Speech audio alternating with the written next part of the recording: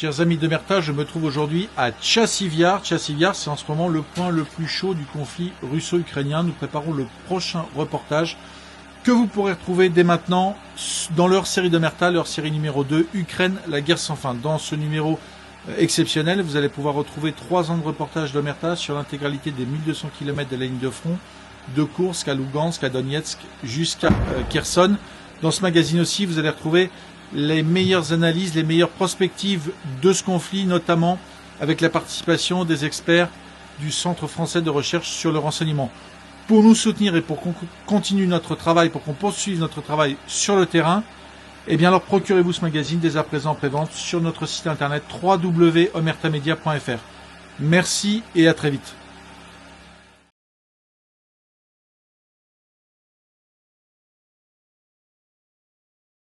Bonjour à tous, chers abonnés d'Omerta, de notre chaîne YouTube, de l'application Omerta. Je suis ravi de vous retrouver cette semaine pour une nouvelle édition du Grand Entretien. Une nouvelle édition pour laquelle, comme je le dis toujours, et ça s'avère vrai toutes les semaines, vous êtes plus nombreux encore à venir vous joindre à cette chaîne, à notre chaîne YouTube. Nous sommes autour de 365 000, donc il faut pousser encore. Parlez-en, continuez, et on va arriver aux 400 000. On fera une grande fête pour ça. Vous serez évidemment invités, informés. Ce que je veux vous dire aussi, c'est que n'hésitez pas à aller voir notre application. Ça coûte 5 € par mois. C'est là où se trouve le cœur de nos métiers. Toute l'énergie que nous dépensons chez Omerta pour faire nos documentaires. Nos documentaires sont accessibles. Certaines parties des documentaires sont sur la chaîne YouTube, mais la totalité est là-bas. Donc si vous voulez, allez-y, jugez. 5 € par mois, vous aurez accès à tous nos contenus, au making-of, à plein d'autres choses. Voilà. Petite parenthèse, j'en viens au grand entretien d'aujourd'hui. Alors, aujourd'hui, je reçois Driss Ghali. Driss Ghali, bonjour. Bonjour. Alors, vous êtes conférencier, écrivain, voilà, et on vient justement pour parler de votre dernier livre, un livre très personnel qu'on va un peu décrypter ensemble. Alors, je dirais que c'est une introspection d'une grande sincérité sur la construction de votre personnalité, votre cheminement autour du thème justement de l'identité, mais il s'adresse surtout aux Français. Vous êtes pourtant de nationalité marocaine, vous êtes Français de cœur, comme vous aimez le dire, résident au Brésil. Vous aviez tout pour devenir un citoyen du monde. Pourquoi, en réalité, ne l'êtes-vous pas devenu ? Très bien. Effectivement, merci de me recevoir. C'est un livre très personnel parce que dans le personnel, dans l'intime, il y a l'universel. Puisque la mécanique humaine est la même partout. Nous sommes tous... Le Lego est le même. Ce qui change, c'est l'impact de l'environnement et l'effet de la religion et de l'identité. Et là, c'est très local.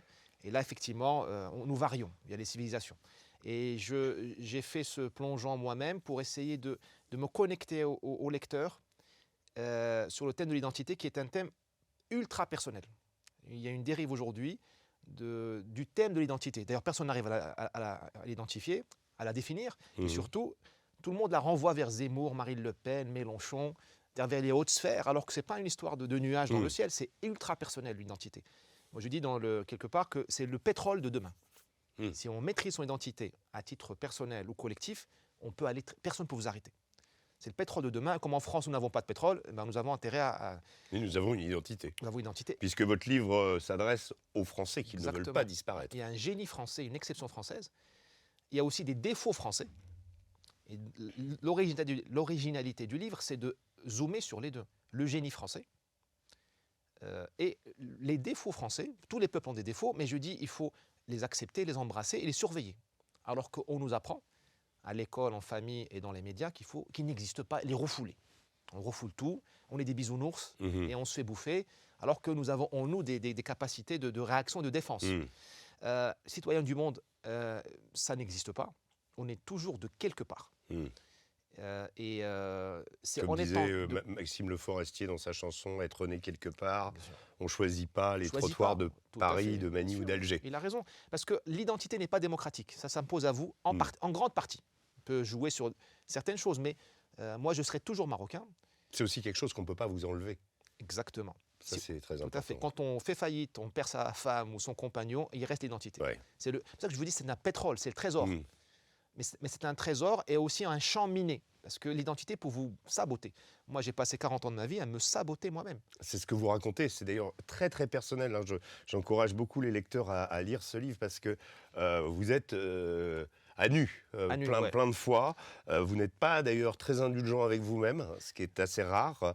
Vous ne vous écartez pas en disant, voilà, j'ai vu ça arriver à d'autres et moi, par contre, j'en suis resté indemne. Non, vous êtes il y a un chapitre sur la solitude, par Oui, exemple, bien qui sûr. est très poignant. Vous dites avoir découvert que, aussi, ça m'a marqué au début, vous dites avoir découvert que les peuples étaient gouvernés par des enfoirés. Oui. Vous écrivez « La majorité de nos semblables traversent la vie comme des animaux de compagnie, promenés d'un endroit à un autre par un maître au visage voilé et au contour incertain, des animaux de compagnie. » Vous y allez fort quand même. J'y vais. En fait, moi, pourquoi j'y vais fort? J'y vais fort pour deux raisons. Parce que, comme disait notre grand maître Camus, il disait mal nommer les choses C'est contribue ajouter du mal au monde. C'est ça. Nous vivons dans une époque où on n'a plus le droit de dire, de nommer l'ennemi. Du malheur. Du malheur au monde. Hein. Mm. Nous nommons pas l'ennemi. Ce qui fait que nous ne nommons même pas le danger et on minimise tout. On minimise tout alors que nous sommes dans une époque extraordinaire. Il y a des opportunités extraordinaires, Mm. mais il y a des dangers extraordinaires. Le grand danger, c'est ce que j'appelle le malheur identitaire, le malheur collectif. On s'est oublié nous-mêmes. Mm. Donc on est comme des zombies. Et on a oublié que notre identité, ce n'est pas celle de l'esclave ni de la victime. Mm. En fait, nous buvons à deux sources, l'école, la famille, qui nous dit en gros, obéissez au patron, obéissez à l'État, obéissez aux voyous, ne rendez surtout pas les coups, attends, ne rendez pas compte, il vaut mieux mourir que de se défendre. Un juge qui voit quelqu'un qui a utilisé la légitime défense, il l'engueule d'être vivant. Parce que pour un juge aujourd'hui, il vaut mieux que vous soyez mort, mais compliant, qu'en vie ayant assassiné ou blessé votre assaillant. On en est là. Et les gens croient que c'est ça la démocratie, l'état de droit. Donc ça, on est sorti complètement de la logique. Donc, quand je dis les animaux de compagnie, en fait, je parlais de... D'abord, je m'inclus dedans, parce que j'ai vécu 40 ans comme ça, il y a pas de... Vous l'avez bien dit, hein, je ne me ménage pas. Mais je parlais de l'inconscient. En fait, la plupart de nous vivons, la plupart de nos concitoyens, ça c'est mondial, ignorent qu'ils ont un inconscient et que cet inconscient les domine. Et dans le livre, je dis, les gars, l'inconscient est une hyperpuissance. On va vivre avec lui. Mais il faut l'éclairer le plus possible. Par la thérapie, par la méditation, par la religion, par la connaissance de soi. Et je dis, sinon, vous allez avoir des réactions, des réflexes, vous ne savez pas d'où ils viennent. C'est ça l'inconscient, c'est ce maître voilé. Alors on dit Et moi, j'ai vécu 40 ans de ma vie en me disant, ouais, c'est la faute au patron, la faute de la France, la faute du Maroc, la faute de papa, la faute... Et en fait, c'était mon inconscient qui m'a jeté dans un trou, dans un puits. Et c'est ce qui nous arrive aujourd'hui en France. Nous nous jetons collectivement de la falaise et on dit que c'est la faute d'Ursula von der Leyen, de Macron. Mais qui a élu Macron? Oui. Qui a donné à Ursula l'impression qu'elle peut tout faire? Parce que nous sommes faibles collectivement. Et c'est notre inconscient chrétien zombie, on confond la charité avec la soumission, on prend des cons, on les rend pas. Et dans ce livre, c'est pour ça que je commence un peu fort, je dis les gars, les gentils garçons, vous êtes complices du crime. Parce que, on en parlait avant de rentrer ici, avoir raison ne sert à rien. Par temps qui court, il faut avoir raison et défendre son point de vue. Or, les mecs qui ont tout compris et les femmes qui ont tout compris, il y a des gens très bien aujourd'hui, dans tous les domaines, administratifs, culturels, ils sont trop gentils, ils ne veulent pas aller au clash. Ben, on est mené par des ânes. On est mené, je dis au début du livre, nous sommes des lionceaux dominés par des hyènes. Vous voyez nos chefs, ils nous font tellement peur alors que c'est des nains. Et nous sommes des géants, parce que nous sommes nés sur les épaules de Gaulle quand même, Napoléon. Mais on nous a fait oublier ça, on nous a dit, vous êtes nés d'hier, il n'y a pas de roman national, vous êtes des victimes, voilà, vous êtes des Européens, donc vous êtes, voilà. Ouais, une sorte d'être apatride. Apatride et surtout impuissant, parce que derrière tout ça, au final, on vous dit, il n'y a rien à faire. Contre l'immigration, contre l'Europe, il n'y a rien à faire. Alors on va revenir sur les multiples identités que vous avez. Il y a une chose que je voulais vous demander, parce qu'on retrouve quand même... Est-ce que finalement, à travers vos mémoires, parce que c'est un petit peu ça que décrit ce livre, votre identité et votre appartenance, c'est pas l'entreprise? Parce que vous êtes vraiment la matrice de l'entreprise. On a l'impression que vous êtes sorti de vos universités, de vos études, et immédiatement vous êtes un peu comme Macron, non? De ce point de vue-là. Non, Macron, il a fait le pacte. D'abord, bon, Macron, il a fait le Les pacte grandes Faustien. écoles et Ouais, puis il a fait les banques. les banques, sauf qu'il a vendu son âme au grand capital pour aller à l'Élysée. Oui. Et on voit, ça fait 7 ans qu'il est à l'Élysée, il ne sait pas quoi faire. Tout ce qu'il touche, il le pourrit. Parce qu'il s'est vendu à des intérêts. Je ne dis pas qu'il a reçu des chèques, mais moralement, mentalement. Sa maîtresse, l'amour de sa vie, c'est la finance. L'Europe, voilà. Ce n'est pas la France. Par contre, je suis un des rares qui ose parler de ces thèmes-là venant d'entreprise. La plupart sont C'est des très journalistes. intéressant. ou Vous des en parlez au sein de l'entreprise Voilà. aussi. Ou des universitaires. Ouais, ouais. Ce n'est pas un défaut. Non, non. Mais je suis passé par entreprise et personne ne parle du monde du travail et du bureau parce que ce n'est pas sexy. Ouais. Alors que la vie se passe au bureau, on passe Bien plus de sûr, temps au bien bureau. sûr. Voilà. Les gens se réalisent au bureau ou sont broyés par la bureaucratie du bureau. Et je pense qu'en entreprise, il y a un drame identitaire qui s'applique même aux Blancs et aux Arabes. En fait, c'est un des endroits où toutes les communautés sont égales devant le malheur identitaire, devant un management complètement dingue. Parce que l'identité, ce n'est pas seulement la couleur de la peau, la religion, c'est avoir du sens. Il n'y a plus de sens d'entreprise. On change d'avis tous les week-ends. Les chefs sont des demi-dieux. On vous dit, pensez, think out of the box. Mais si vous osez appliquer ça, vous êtes cramé. En entreprise, ce sera mon dernier point, on vous assigne une identité à vie.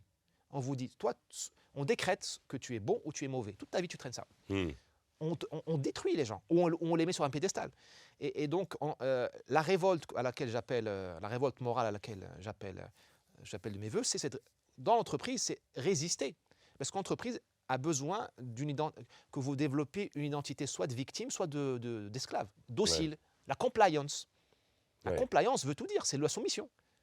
C'est la soumission. Alors, il y a un passage quand même très, très intéressant. Enfin, il y a un basculement, on va dire, qui se fait dans votre vie. Et moi, je trouve assez passionnant. C'est le fait qu'on passe justement de ce milieu et vous restez dans cette matrice de l'entreprise qui irrigue un petit peu votre personnage. Mais vous rencontrez le Brésil. Oui.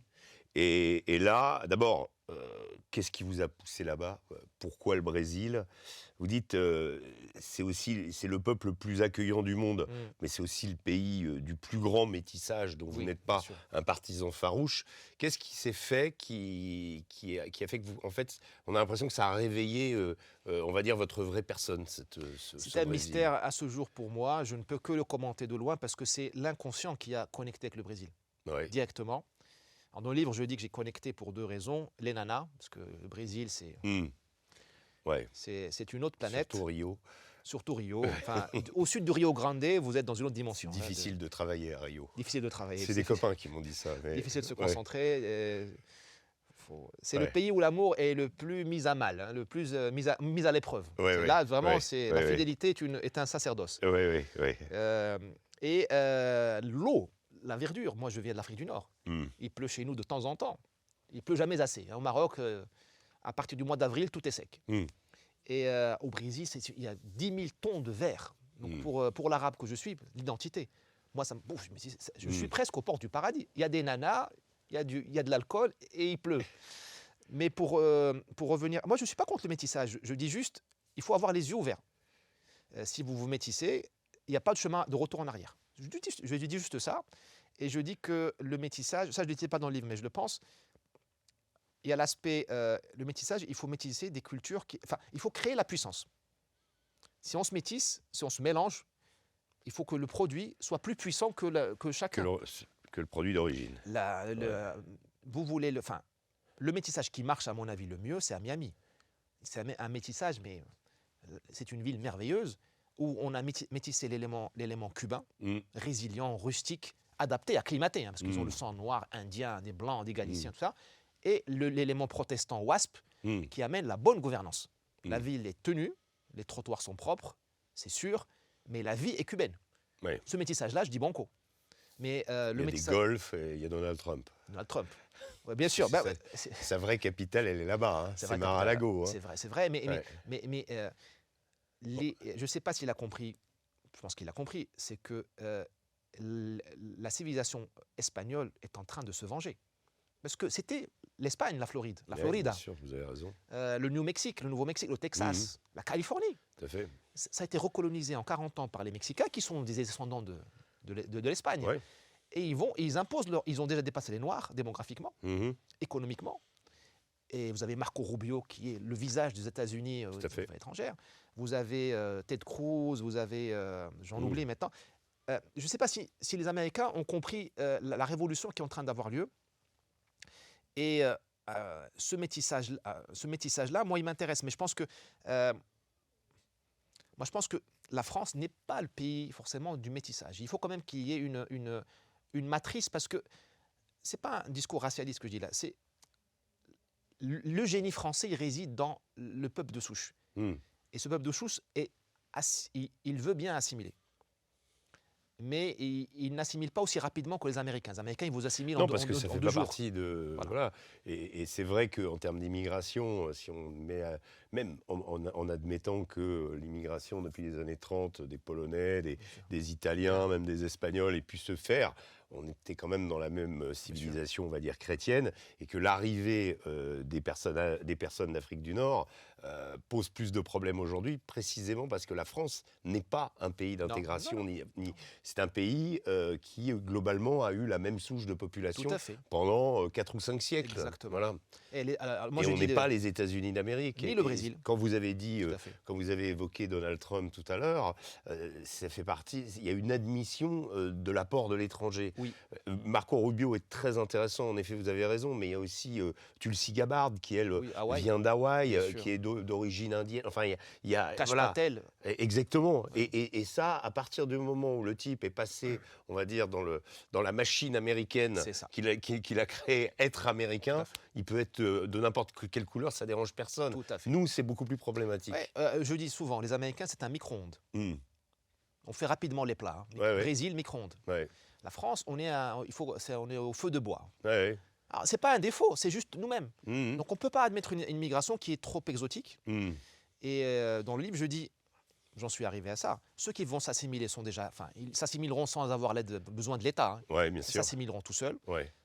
Mais il y a peut-être des gens à qui il faut proposer de rester marocains, algériens, tunisiens, qu'ils prennent ce qu'il y a de mieux dans nos valeurs françaises, Mm.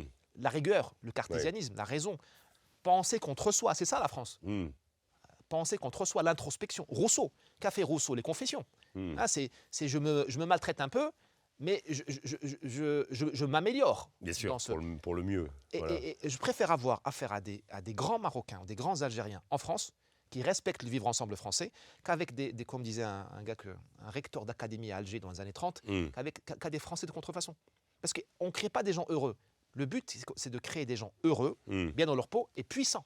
Parce qu'il faut qu'on produise ce foutu PIB. Il faut bien que la croissance, il faut bien qu'elle vienne. Ouais. C'est les hommes et les femmes bien dans leur peau et Ouais. puissants, qui peuvent créer. Si on crée que des victimes identitaires, ils ne savent plus où ils sont en Ouais. dépression, ils ne travaillent pas. Mais alors, qu'est-ce qu'on en fait aujourd'hui? Puisqu'il y en a quand même un certain nombre de ce peuple, et je dis c'est pas propre au pays d'Afrique du Nord, puisque même, comme on va dire, les Maliens, même les Nigériens, à partir du moment où ils viennent en France, ce qu'on remarque d'abord, c'est qu'en termes de comportement, ils ont des comportements qu'ils n'auraient pas dans leur pays d'origine. Aussi. On dit souvent, moi j'ai beaucoup voyagé au Mali, par exemple. Il y a une sorte de police immanente dans les Exactement. villages, que ce soit la tribu, que ce soit la Exactement. police de l'État, Tout à fait. et ça plaisante pas du tout. Exactement. Et en France, malheureusement, on va dire qu'il y a une forme de permissivité qui a fait que ces gens-là se sont habitués à une sorte de bordel Bien sûr. permanent, en profitent. Et qu'est-ce qu'on en fait maintenant? C'est ça la vraie question. Je continuerai dans le franc-parler. C'est comme le HIV, on va vivre avec, on ne peut pas l'enlever du sang. Mm. Je parle de ce problème-là, pas des personnes. Oui, bien sûr. Parce que tout le monde ne cause pas des problèmes. On va devoir vivre avec. C'est un cadeau que nous a fait la gauche. Hein, merci. Mai 68, merci BHL, merci. Il faut les nommer quand même. Merci Jacques Attali, merci Mitterrand, merci Monsieur Rocard, merci à Libération, et j'en oublie. Merci, ils nous ont mis là-dedans. L'immigration massive. Migration massive. Mm. Il faut vivre avec, il faut juste atténuer les effets, hein, prendre le cocktail.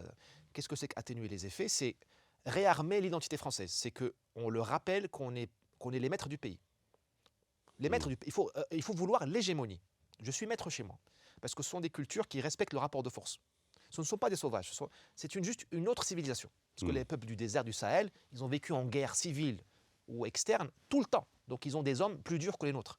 Nous avons été civilisés, donc féminisés par la monarchie, l'Église et la République. Et vous croyez que c'est possible d'y arriver? Nous réarmer notre identité, retrouver, dire juste on est les maîtres chez nous, on fait la police, on punit les gens. Ça dépend de nous, pas d'eux. Ce ne sont pas les immigrés. Dupond-Moretti, ce n'est pas un Algérien. Darmanin, ce n'est pas un Malien. Madame Belloubet, voilà, c'est les Français. Les juges qui relâchent la racaille aujourd'hui ne sont pas des immigrés en général. Ce sont des bons Français bourgeois. Syndicat de la magistrature. Voilà, c'est tous des blancs, souvent des femmes, bourgeoisie. Donc, c'est pas, c'est pas les frères musulmans. Donc, première étape, ce qui dépend de nous, c'est ça. Parce que là, déjà, on va dissuader une partie de ces gens qui ont quitté le droit chemin. Je parle comme un imam musulman, le droit chemin. Et la deuxième chose... Vous parlez comme Donald Trump. Comme Donald Trump. Ah oui, il dit ça aussi. Il ne dit pas le droit chemin, mais c'est de l'américanité avant tout. Exactement. C'est même s'il va s'exprimer dans le monde, même si aujourd'hui il fait beaucoup de casse en politique internationale et il change les choses, c'est dans le but d'assurer cet Américain d'abord. Parce que notre université nous a rendus bêtes et ignorants, parce qu'on ne connaît plus la mentalité africaine, sahélienne et nord-africaine. Lyoté, il a conquis le Maroc avec 2 gars. Enfin, j'exagère, mais... D'abord, il a conquis le Maroc avec des Marocains qui l'ont rejoint parce qu'ils n'en pouvaient plus du chaos. Ils ont dit on préfère qu'on se pacifie et puis on verra. Et ensuite, quand ça a été pacifié, il se baladait avec une petite troupe. Pourquoi ? Parce que les Marocains, nous aimons les bons chefs, admirables. Dans la Seconde Guerre mondiale, il y avait 300 000 Marocains, je crois, qui sont partis mourir pour défendre la France, pas pour l'argent. Ils étaient payés au lance-pierre. Pas parce qu'ils étaient contre le nazisme, ils ne savaient même pas ce que c'était le Hitler, franchement. On est en 40, les mecs étaient analphabètes, il n'y avait même pas de radio dans les maisons. Parce qu'ils ont suivi leur chef. Des Joints, des colonels Guillaume et tant de petits chefs, des anonymes. Les Tchadiens qui ont suivi Leclerc, ou les Nigériens qui ont... Vous croyez qu'ils savaient où se trouve Berlin, la doctrine nazie? Ils ont suivi Leclerc, au-delà de Tassigny, des grands chefs. Il faut recréer la vérité française. Là, vous allez récupérer une partie. Et puis, quand vous dites ça, la France vient de disparaître littéralement d'Afrique de l'Ouest. Bien sûr. Comment est-ce qu'on peut dire il faut faire ça alors qu'en fait, en réalité, on est en train de s'invisibiliser mondialement et qu'en plus, intérieurement, on a un gouvernement qui est complètement cadenassé avec un président qui a dissous l'Assemblée, une majorité, enfin, il n'y a pas de majorité, un gouvernement Bayrou qui est à la merci avec une épée de Damoclès d'une censure et d'un changement permanent. Donc, finalement, on ne peut rien faire.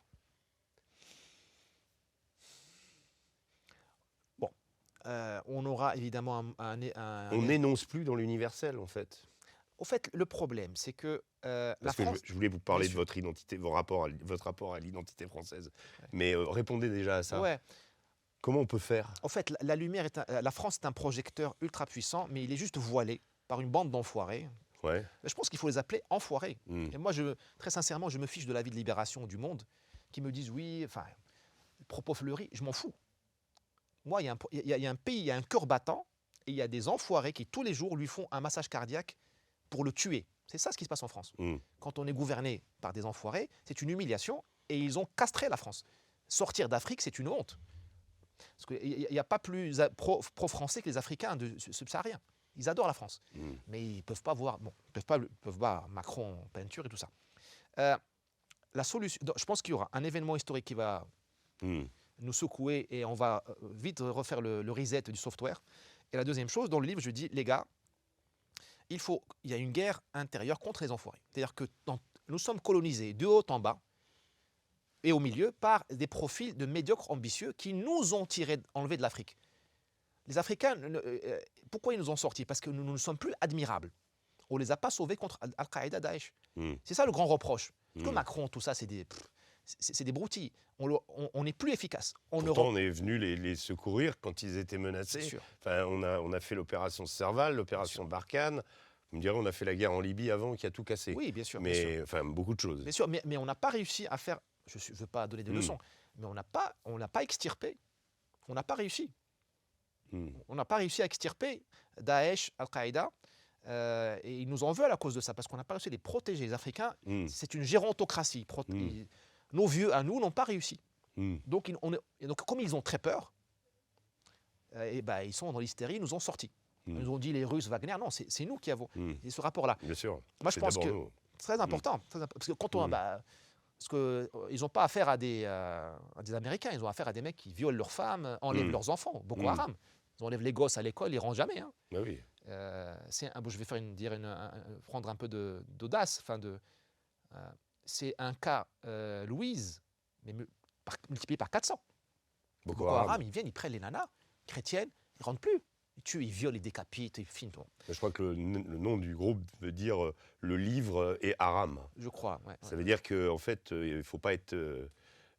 parce que c'est la matrice souvent des djihadistes, c'est de dire il ne faut pas être... faut pas être éduqué, en fait. Pour terminer de répondre à votre question, il faut qu'on s'inspire des frères musulmans. Parce qu'on nous dit tout est impossible. Les frères musulmans, avec deux fois rien, ils ont infiltré l'ordre des médecins, les architectes, les syndicats, la RATP. J'ai un pote qui pilote dans une compagnie d'aviation européenne. Commandant de bord. Son copilote fait la prière musulmane en plein vol. Assis sur le copilote. Donc, succès des frères musulmans. Pourquoi nous, on ne peut pas re-infiltrer la France comme les frères musulmans? Dès qu'il y a un enfoiré, on le sort. Mais ça commence par votre concierge.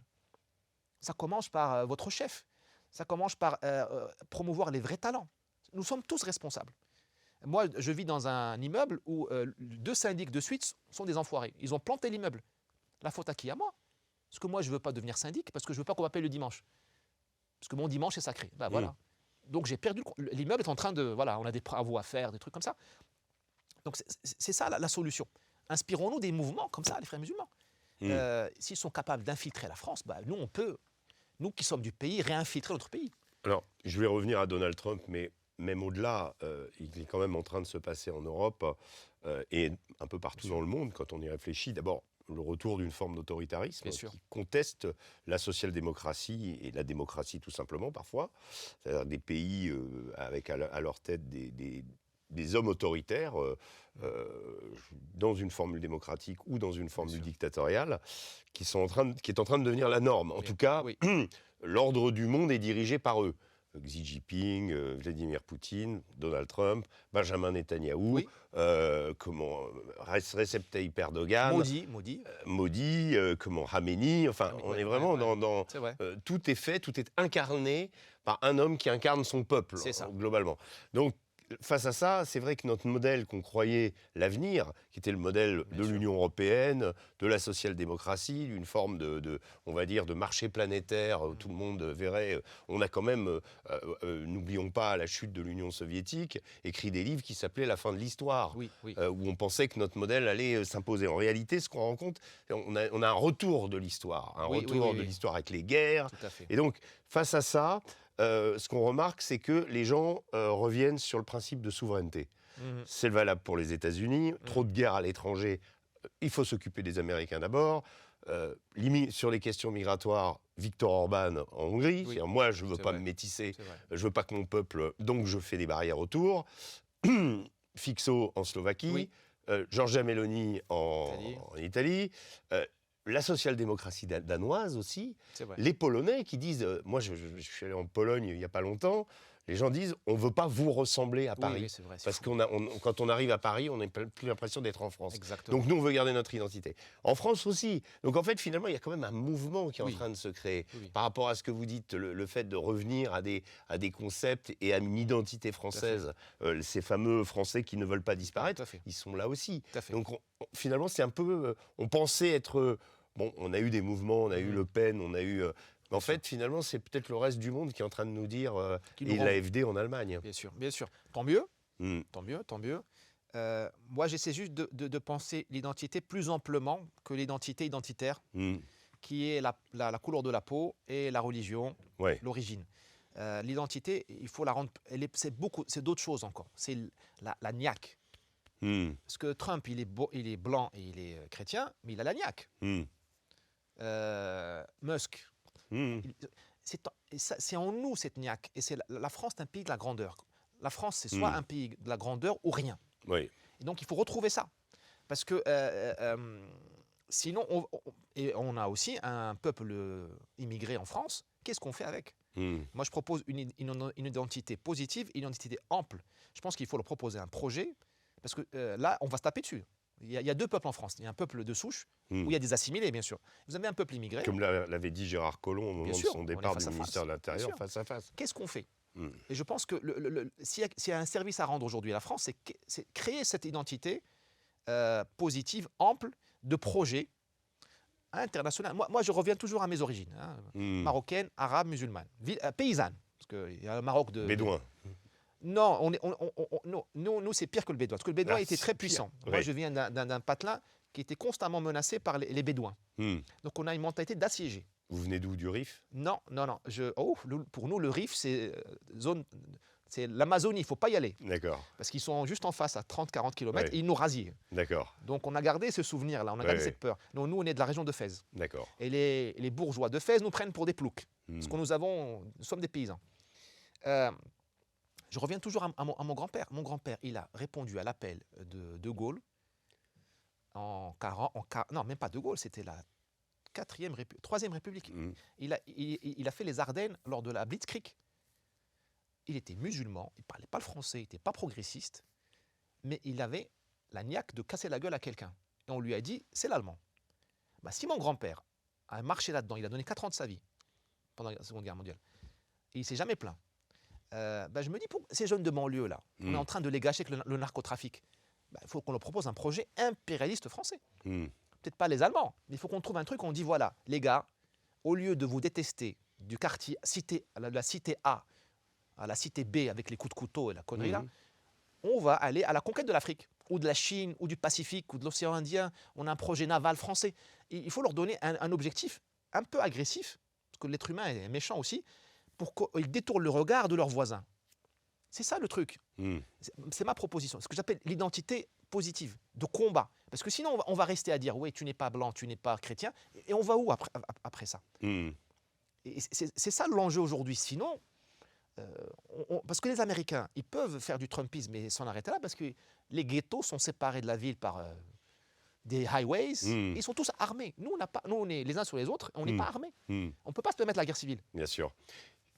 Le temps presse, on n'a plus beaucoup de temps. Je voulais justement, sur cette identité française, votre, qui est vôtre aussi, vous écrivez, presque à regret, la greffe française est arrivée trop tard. Oui. Vous écrivez aussi, je me suis assimilé à la France quand mes racines étaient déjà formées. Oui. C'est une très belle image, je suis tel un olivier, mes feuilles sont vertes d'un côté et grises de l'autre. Je dis, je suis paysan aussi, donc Vous auriez aimé être français avant?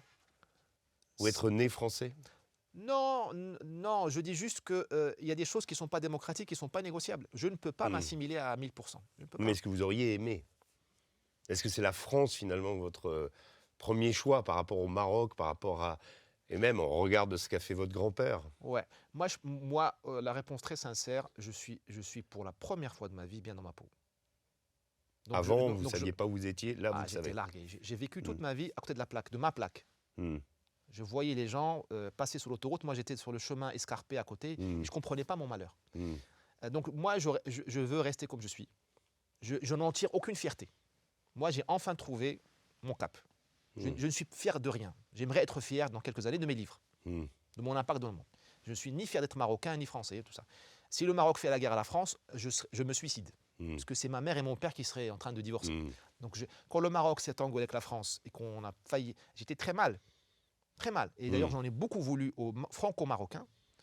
Je parle des artistes et des gens qui ont de la puissance, pas des gens qui vont se cramer s'ils parlent. De ne pas avoir dit aux Marocains, arrêtez de contenir les Marocains et de contenir les Français. Ils se sont tus. Bon. Moi, je suis très bien comme ça et je pense, j'aimerais vous aider, vous les Français, à accepter qu'il y ait des Marocains. Moi, le plus grand service que rend la France au Maroc et à l'Afrique du Nord et à l'Afrique depuis 100 ans, la colonisation et aujourd'hui l'immigration et les études universitaires aux étrangers, le plus grand service que vous nous rendez, c'est que vous faites de nous des Marocains augmentés ou des Algériens améliorés. C'est énorme. Une mère n'est pas capable de faire ça. Donc ne vous fatiguez pas à faire de nous des Français. Faites de nous des grands Arabes, des grands Noirs, dans la dignité, dans la noblesse, et on vous aidera. Et parce que vous n'avez pas besoin de faire de nouveaux Français. Vous avez besoin d'amis qui vous disent la vérité, qui bossent en intelligence avec vous. Vous voyez tout le travail que fait, je ne suis pas vraiment dans l'apologie du Maroc et tout ça, le travail que fait le roi Mohamed VI en Afrique en collaboration avec la France. Parce que le Maroc a une histoire africaine, coloniale d'ailleurs. Hein. Mais il n'y a que vous qui êtes raciste. Hein. Nous, on n'a pas eu d'esclavage. Non, bien sûr. À Marrakech, il n'y avait pas de marché au noir. À Essaouira, non, ça c'est... Ça a duré beaucoup plus que le commerce transatlantique, mais bon. Mais ce que fait le roi Mohamed VI, il dit maintenant, regardez le changement d'histoire, la grande bascule de l'histoire. Le Maroc a tellement réussi et Dieu sait que je ne suis pas dans l'apologie de la politique marocaine. C'est pour ça aussi peut-être que je ne... Ça marche plutôt pas mal quand même. Ça marche pas mal. Et il offre à la France. Il leur dit, les gars, je libère vos gars, les 4 espions de la DGSE au Burkina, je les libère. C'est les Marocains qui ont libéré ça. Il dit aux banques françaises, suivez les banques marocaines. En Côte d'Ivoire. Vous avez besoin de ça. Vous n'avez pas besoin d'un Français, d'un Marocain de France, devenu Français à la hache. Vous avez besoin, on oublie, très sincèrement, on oublie la puissance, l'objectif d'être puissant. Et de garder son identité. Et que chacun soit bien dans sa peau. C'est le thème. L'identité d'abord, ça fait une belle conclusion. Merci. Driss Ghali, merci beaucoup. Merci d'être venu nous rendre visite pour nous parler de ce livre que je vous recommande. L'identité d'abord, ouvrez les yeux, lettre ouverte d'un immigré aux Français qui ne veulent pas disparaître. Et c'est aux éditions de L'Artilleur. Je vous remercie à tous d'avoir suivi cette émission, cette nouvelle édition du Grand Entretien. Il y en aura une autre la semaine prochaine. Donc d'ici là, je vous souhaite une excellente semaine à vous et je vous dis à très bientôt. Au revoir.